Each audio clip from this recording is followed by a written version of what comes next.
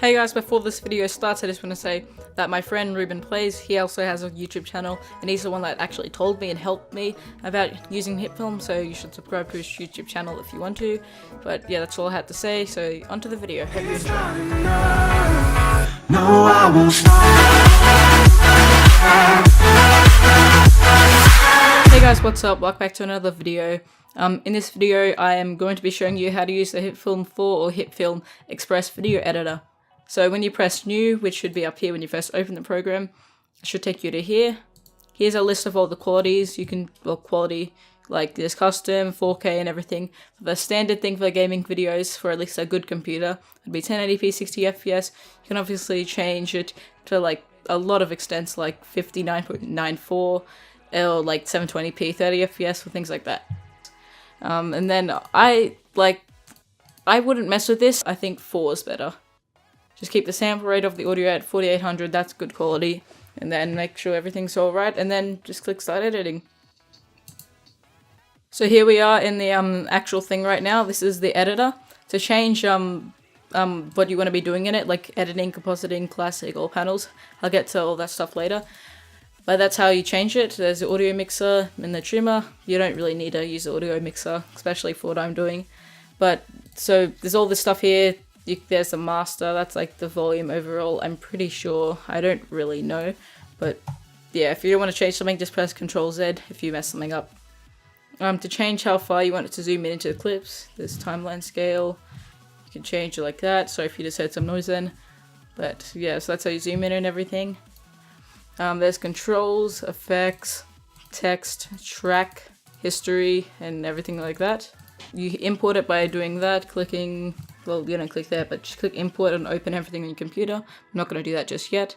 And new, I'll get to that, and you can organize things by doing folder, like you can do an audio folder, video folder, so yeah, all that stuff. So there's like the basics. There's basically the preview panel, I think it's called. Basically, when you drag in something onto your computer, it starts playing here to show you what the video you did put up was. And then you can actually edit everything in here. So as you can see, I just bring in like a duels video just then. You just drag it onto the timeline or come up here. And then oops, sorry if that was loud.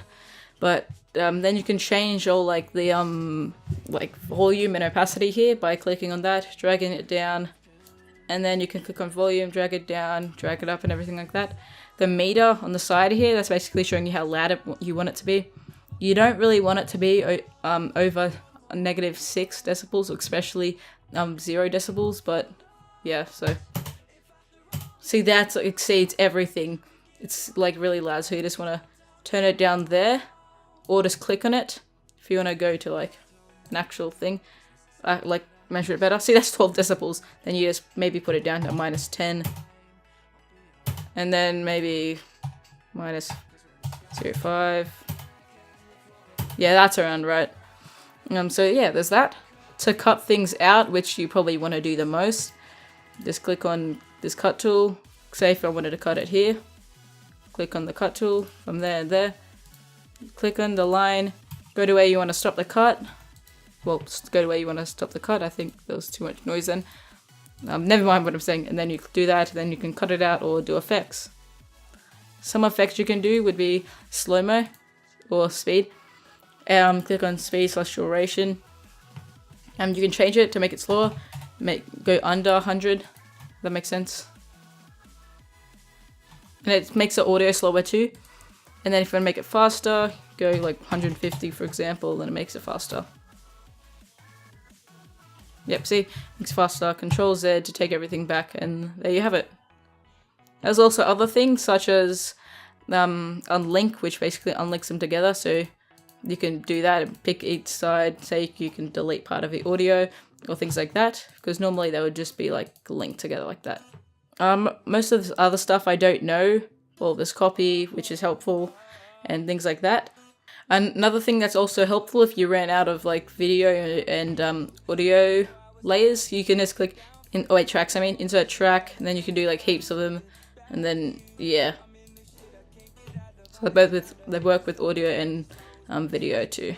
You can change all other things such as the scale, like you can make it bigger, Or you can, or instead of putting it there, you can just go like there and drag it, make it bigger like that instead of going it into the properties. Sorry if that's confusing, but then I don't know what anchor point is. You can change the position as well, like you can go like 50, goes 50 to the left and things like that. Okay, here's some effects. I haven't really seen through all the audio effects because I haven't needed a need for them. Haven't had a need for them, I mean. Here's all the blurs you can use, like there's a normal blur, change that on. Then if you ever want to change how much blur you want or things like that, click on the controls of the layer that you place the blur in. Click on the under the blur, then you can change it, make the radius more, or that more. Don't even know what that is, but yeah. So other effects like color correction and a bunch of other stuff. Keying's important, which I'll get to in a second. But here's transitions. So this is what I use in every one of my videos. So there's only one transition for audio, which is fade. So basically you can make it longer or shorter. Basically what it means is that it goes from like, I don't know, just listen. See, it goes from like low to high. So there's many transitions for the videos. The main two ones I use the zoom one, which I just put a zoom on, lower it down a lot, and then this is what happens. Like that, does that. Another one I use is faded color. I use that all the time. So basically it goes from nothing to something, if that makes sense. I'll show you.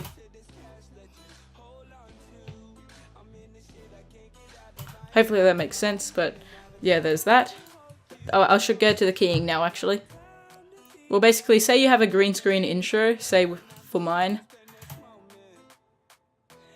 See, it's like that, and you want it to be like transparent. This is what you do. You go on effects, search up green screen, and that should come up here, green screen key.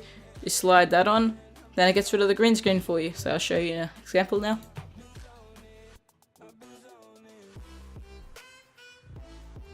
See, there you go. And if you want to take out the music from the background, all you have to do is go to around there, and then cut it there, and then add like a fade so it fades out with the audio.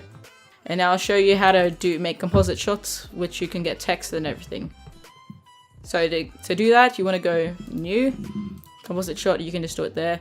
Actually, no, don't do it there, never mind. And then here you can edit what you want to do. You can change your name, you can change how long you want it to be. I'll just make it for 20 seconds. Then there's advanced, so I wouldn't really mess with advanced, but yeah, click OK. Once you're in there, if you want to add text, you click on the text logo, click on text, and then you can change what size you want it to be, like 1920, and then you can go 1080. That's the size of what I'm editing in. So then you can just write a bunch of stuff, and then you can move it over to where you want, and then, yep. If you want to edit the text and the font and everything like that, you go over, click on text. It has to be highlighted for you to edit it. If you want to make it in the middle, center alignment, etc., things like that. Change the color, blah, blah, blah. Then, yep. There's fonts here. Size of the fonts. I think it's kind of self-explanatory. Then if you want to drag this onto the video, you click on editor. And then you go over to media. It should be in media. And then you just drag it onto where you want to.